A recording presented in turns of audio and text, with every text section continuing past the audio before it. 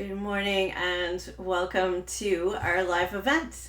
And for those of you listening on YouTube and watching this later on, welcome to the recording.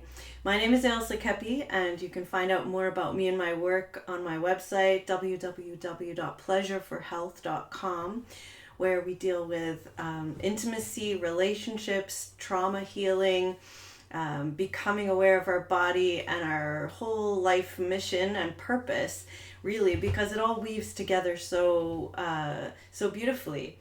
And today we're going to talk a little bit about trauma, how it's developed in the body, and how we can work with it without having to rehash in our heads over and over again all the horrible things we might have lived through in our own lifetime, perhaps in previous lifetimes. Perhaps our families have been through traumatic events in our history, and just rehashing old events in and of itself is not really going to help transform that trauma. So I want to talk a little bit about trauma and how do we say enough is enough?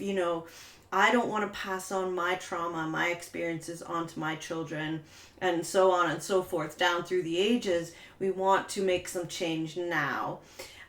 So this is a extremely worthwhile goal, and I hope you'll take some time to listen. You might want to take some notes. You definitely want to be in a place where you can be in your body, that in a calm place to listen to this talk. So if you're rushing around, watching it on the go, see if there's a place where you could maybe sit on a bench and just take a few moments to touch in with your body. And I'm going to ask all of us just right now to take a couple of deep breaths. So wherever you are in the world or in time, just take a couple of deep breaths, and as you breathe out, just let your body just shake it off. Maybe roll your shoulders. And let your belly just soften just a little bit. And you'll notice as we do that together that we actually come into more of a resonance, more of an ability to hear and be present with each other, even over a screen. And that in and of itself is already having a wonderful effect. So very simply, I think this sums it up in a really simple way, that for us to process and to let go of the traumatic events that happen to us, we need other people. We need other people to listen to us. And Resmaa Menakem said in his book, My Grandmother's Hands, in this very beautiful just sentence, to be able to describe an experience that had meaning for us, while another person just listens with caring, full attention, a calm presence, and a settled body. That's the healing. Just having that witness, that ability to explain what we've been through and have that caring presence, that settled body, just holding space for us. Having said that, many of us have grown up in families that did not know how to do that for each other. We've gone out into the workplace where many of us don't know how to do that for each other. And so we've ended up not really having had an experience of being held in that way. If you try to think of somebody that you could go to and, talk to in that way, really, a lot of times we end up paying a therapist to do that for us, which, is absolutely fine. Having a caring therapist that can sit and hold space for you and keep a settled body is maybe the only way that we can do this in our lives. And I think that's why a lot of us seek out therapy. And, so in and of itself, having somebody who can listen with full attention and caring and have a calm presence and a settled body. So what does that mean? How does that look? What does a settled body feel like? What does it mean to be calm in our mind? We're not all going to be Zen, monks. We're not going to be Buddhas, but we can learn some small techniques to calm our mind down and to settle our body. And in this way, even just a very small shift in our own behavior, our own reactiveness, can be passed on to our children, to our families, to anybody we come in contact with, because we're then able to hold that space for others as well as ourselves. So keeping in mind that this doesn't have to be a hugely difficult process, but it requires some work. So how do we get there? And what keeps us from being in that calm space? Well, a lot of us would say, having been through abuse or trauma, well, we get triggered. We're reactive to other people. We're reactive to the external world. We react to sound or seeing something or a certain kind of tone of voice or a certain person, a man with a beard, whatever it is that triggers you. We look outside around us in the world and we say, okay, there's all these triggers, and those triggers are making me stressed. So let's deconstruct that, because I even still say that sometimes when we look outside of us and we say, I'm stressed because that guy cut me off in the freeway, that my kids were screaming all morning, my husband didn't come home for dinner, my mom called me all in a drama mode because I didn't remember her birthday, whatever the stress is, the trigger. And this triggers us into a reactive mode, and we are living with stress. And then, that in and of itself over time can lead to us not being in that calm state, so being traumatized. Now, this could also happen if you had an acute, large trauma. It can happen if you have abuse over a long period of time. So many of us that have had emotional abuse, there's no one thing, but over time it's like criticism, or you're not good enough, or you never do that right, or whatever it is that comes over and over and over again. This can be a trigger for us. So what is it triggering, and how can we look at that in a different light? Because if we are looking at the outside world and saying, okay, world, you're triggering me, we're either going to get to the point where we're like, okay, I can't go to the mall, I can't talk to my boss, I don't want to talk in public, I don't want to go outside. And we start closing our world into a smaller and smaller space because we are not able to respond in the way we want. We get reactive, we're triggered. So we just close ourselves in more and more until really we're living not even really a life in that way. So we're in very small space, and we keep getting smaller. And so we want to look at that, and we also feel like a victim, like everything out there is triggering us, and if only everything out there would change, we would have a great life. But that makes us a victim. That makes us, kind of, we're not responsible. We're just being thrown about by whatever environment we're in. And so we have no empowerment there. And so, a big key towards starting off is to start looking at this phrase of that thing out there is triggering me, and noticing that my trigger, whatever that looks like, is in my body. It's in me. The trigger is in me. And, we can look at this and kind of rationalize it by saying, well, I get triggered when I see a mom dragging her kids around, and shouting at them. That triggers me. Okay. So that is something happening out there. But the response in my body is happening inside me. And that scenario does not trigger everyone else in the same way. So the response, the reaction is in our own selves. So if we become less reactive, we're not going to be triggered as much out there. So it gives us more empowerment. We're able to look at what is a trigger and how does that look in our own body, and how can we move with that and learn about it so that we're not in reaction to everything going on out there. And so, really, stress is best understood as the absence of effective coping strategies rather than the presence of a threatening environment. So we look at our own ability to cope and be responsive rather than the environment. That's not saying that there aren't horrific things happening in the environment and that they don't, they aren't traumatic. They could be still traumatic, but the trauma that we're holding is what is happening inside us. It's not out there. So without denying that horrible things are happening, but we still say, well, it's how I respond to that that is causing the trauma. So just want you to sit, if you're in a place where you kind of just maybe close your eyes. And I want you to think about just a little trigger, something recent that you can think of that kind of triggered you. And don't make it a huge trigger. We don't have to get hugely triggered right now, but just a little trigger.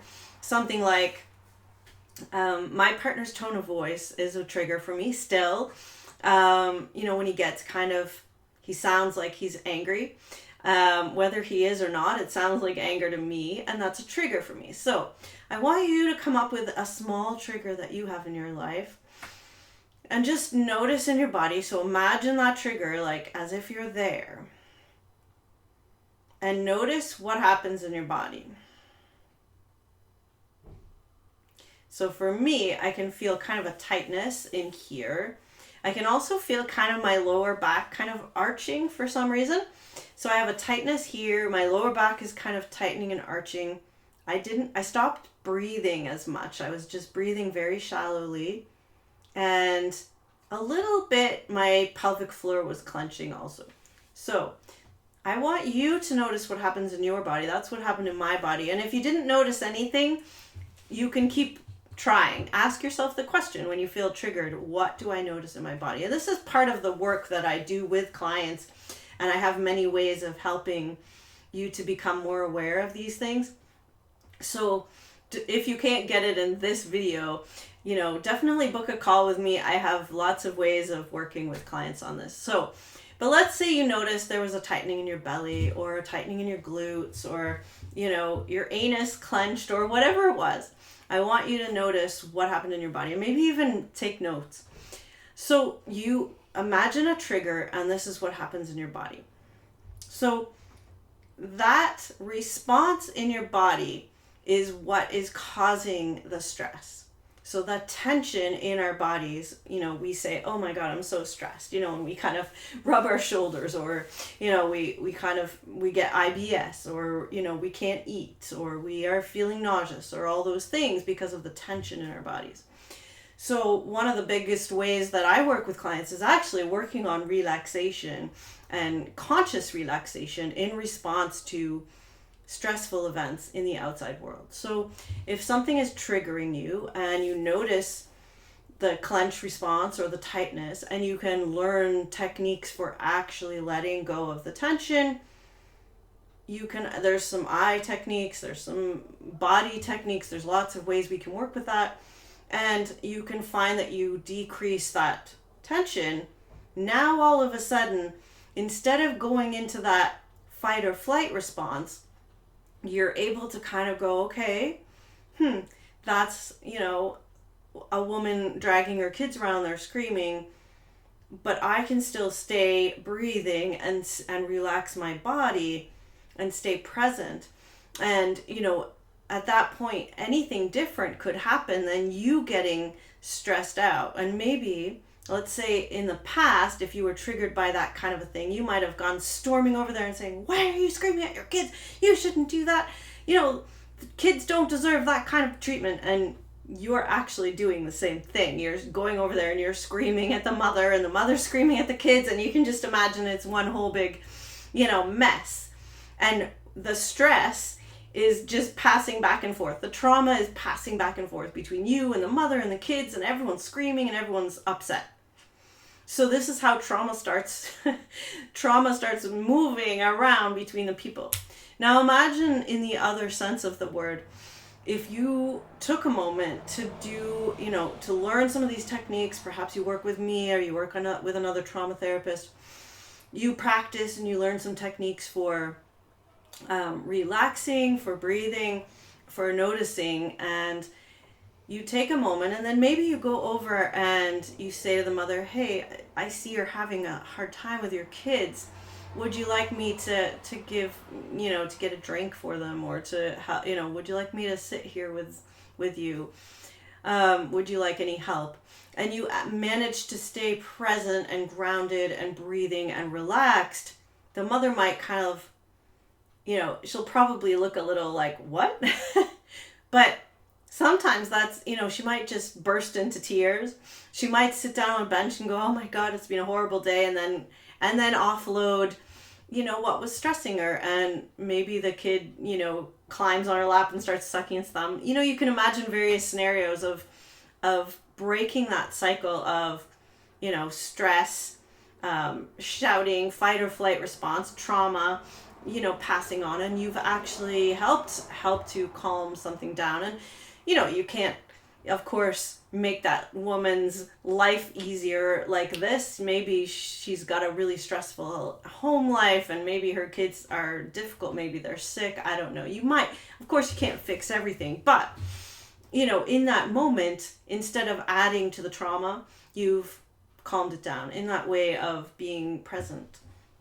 And so, if it's your own kids, even if you are very reactive, if you have grown up in a household perhaps where you've had chronic stress and abuse, if your parents had chronic stress and abuse and passed it on to you, and there's just this chronic tension, stress thing happening, that's what you're passing on to your children until you learn some techniques to actually not, to calm down and to be present and to have a relaxed body, like we were saying.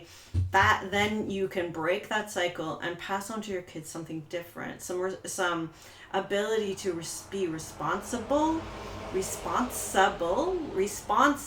right? We're able to respond in a more cognitive, conscious way to the stress and the trauma that's going on. So, there's many studies that have shown that children of Holocaust survivors, for instance, have really heightened stress responses. So, even though they have not been through the Holocaust, they have grown up in a household with parents that, went through the Holocaust, went through these horrific, human rights violations. And they've grown up in a household where their parents were very reactive and had a lot of stress. And therefore were not able to have this calm presence that we're talking about with them. And so they've grown up being super heightened by, trigger happy almost. Like we're easily triggered. We're easily stressed. We have chronic kind of stress patterns. And then we're not able to kind of calm that down. And so it just passes on generation to generation. And these, there was, it can be really subtle. Like if your parent, let's say, there was a story taking from another book actually, of a person of color grew up. His father was a person of color and had, had a job, was a bus driver or whatever, but had really bad experiences with, white people. And so was always saying, be careful of white people, like don't trust them, they're, this and that. And this boy grew up in that atmosphere.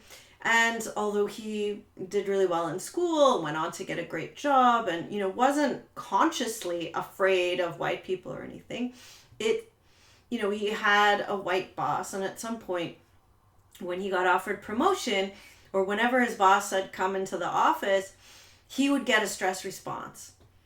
And it wasn't because of him and his life. It was because of the constant, his father constantly saying, don't trust white people. White people are going to treat you badly. Like you're going to have trouble with that. And so, this person now in his current job, even though he has not had those experiences, whenever he was called in, his body responded with, those reactions from when he was a kid. And so he would get stressed. He would tighten up. He would think that his boss hated him and wanted to fire him every time he was called into the office, when actually he was doing a wonderful job. So that reactivity, you can imagine going into his boss's office, feeling reactive, then his boss is going to be like, well, what's wrong with you? Why, and da da da.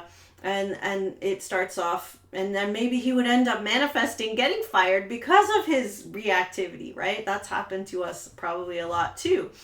We manifest the things that we fear because we're so stressed about it. So, in the sense of being able to calm down and go, okay, I'm stressed. I'm noticing the tension in my body. I can consciously relax, go into my boss's office, and actually hear what he has to say before I decide to respond to what is actually happening in the moment. And so these are the ways that stress responses get carried on, and even racial things get carried on over generation to generation to generation, because you had the stress instilled in you as a child, perhaps by your parents, who had it instilled in them by their parents, who had it instilled, and we just keep passing it on.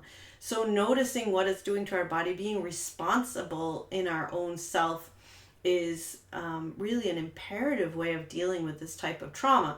And the interesting thing about this type of stress and trauma is that it doesn't have to be worked through cognitively. You don't have to necessarily even talk about it. You just need to recognize that you've been triggered by tensions in your body, and then relax the tensions in your body and notice that you have a different response. And if you want to talk about stresses or things that happen that might be part of it, you might have some aha moments. But mostly you just need to notice when you're getting tense. If you come out of every doctor's appointment like this, then that's a trigger. You don't necessarily need to go into the where, whys, and wherefores of why that's a trigger. You just need to come out and go, okay, I'm triggered. I need to work with my trigger and relax and get back to a point of being present and calm and grounded. And then before I move on in my day, or before I offload my stress onto someone else, especially our children, if they're there, it's easy to walk out of a stressful situation in a store. You're angry at the clerk, you yell at your kids, and then they get angry. It's like the kick the dog, and the dog, bites the cat, and it goes on, right? So this is very similar to what happens in trauma. So there's this space between the stimulus and the response. So between something stressing us out and between our reaction, there is a space there. And a lot of the work that I do with clients as well, is noticing that there's a space there. There's a place to make a choice. There's a place there between something coming at us, or whether it's a criticism or a text from our ex about, they're not coming to pick up our kids until, an hour later, and it messes up our whole day. And there's a small moment there where we have choice about how we're going to respond, where we can actually change that trajectory from being this innate stress reaction to being an actual conscious responsiveness, where we can take a moment to breathe and say, okay, wait. Let me breathe. Let me get grounded. Let me relax. Okay, here's what I'm going to do. And it might still be an annoying thing. There's no doubt about it that certain things, might mess up our schedule for the day. We might have to take a different bus, whatever it is. But it's easier to get on board with our cognitive thinking of how to work something out if we're not in that reactivity, and we're not passing that on to everyone around us. So it's an important thing to notice that there's that space there, and how do we expand that space enough and become aware of it enough so that we can then make a different choice. And Viktor Frankl said this: between stimulus and response, there's a space. In that space is our power to choose our response, and in our response lies our growth and our freedom. So when we begin to choose our response, we begin to feel empowered in our life. And when we begin to feel empowered in our life, then things start to shift in really big ways, because now we're starting to actually live a conscious life and make conscious choices, and not just get blown about by the breeze wherever wherever we get tossed. So, this just going back to the trauma, there's many types of trauma, and all of them really can be dealt with somewhat simply in this way. And I'm not saying that there isn't a place for therapy and counseling and PTSD training and even drugs for a little while, SSRIs or antidepressant, all those types of things. There's a place for all of that. There's a place for hallucinogens. There's a place for coaching. There's a place for body work. There's a place for all of these things. But at the end of the day, none of them are going to fix what's happening. They might help you to calm down enough to notice that there's something to work with in yourself. So I think that's the aim of all of these things. Even when I work with a client, I'm not fixing somebody. I'm helping them to notice the space. I'm helping them to notice the space between their reaction and their response. And in that space, there's magic. And that space also has, in that space, there's a choice. And so the other big piece of work, I shouldn't downplay what I'm doing with clients, but the other big piece of work is you need to understand that there's other choices to be made. So if you've always reacted to someone shouting at you by, giving them the finger, if that's been your reaction up to now, even if you notice the space, that there's a space to choose something else, you might not know what else to choose. So a lot of the work as well that we do is, what are your, who are you? Who are you when you take out all those reactive ways of being? Who are you? What are your values? What are you here to do? What is your vision? Who are you there? And and from that place of who you are, knowing who you are, what other choices open up to you? I mean, that's a big piece of work too. And so help with that can be really transformational, because we want to have that space. We want to have other choices opening up to us so that we can move forward with a choice that feels in integrity with who we actually are, and not with just who I am when I'm in my triggered stress response. Because that's not really my soul purpose, my soul self, higher self, divine self, however you want to name that. That's not really me.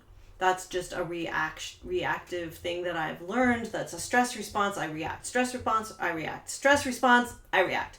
That's not the way I want to live. And, it's not the way that the people that come to work with me want to live. And so we look at that.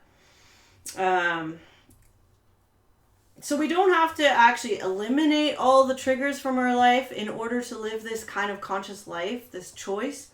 We just have to free ourselves from that innate reactiveness. So we just need to create space, make a choice, have other choice options there.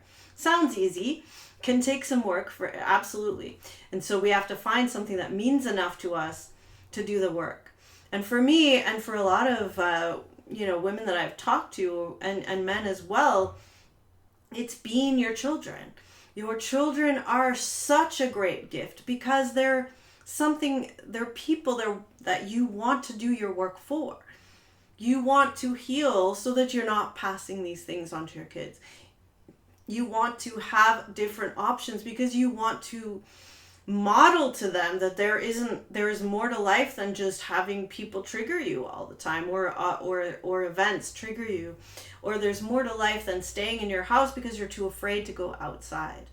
There's more there, and you do it for your kids.